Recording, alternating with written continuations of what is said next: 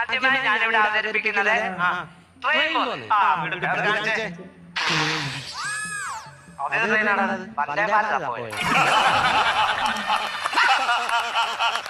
പറഞ്ഞിട്ട് കാര്യമില്ല.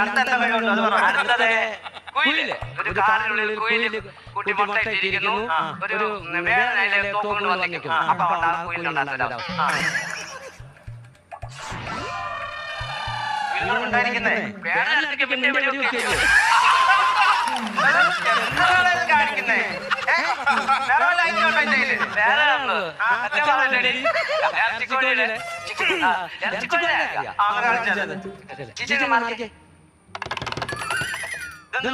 കണ്ടി കഴുത്ത് കടിച്ച പാട്ടല്ല. എനിക്ക് മുട്ടയെ കെട്ടിപ്പിടിച്ച് രണ്ട് നീളം പന്നില്ലേ, പിന്നെ ചക്കരൊക്കെ പോലെ വലിക്കുന്ന വലിയൊരു അപ്പം ഉണ്ടല്ലോ,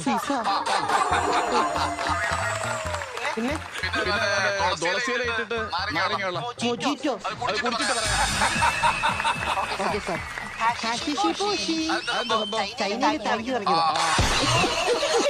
സാമാന്യം കാണാൻ കൊള്ളാവുന്ന പെണ്ണിന് പകരം എന്താ എഴുതിയിരിക്കുന്നത്?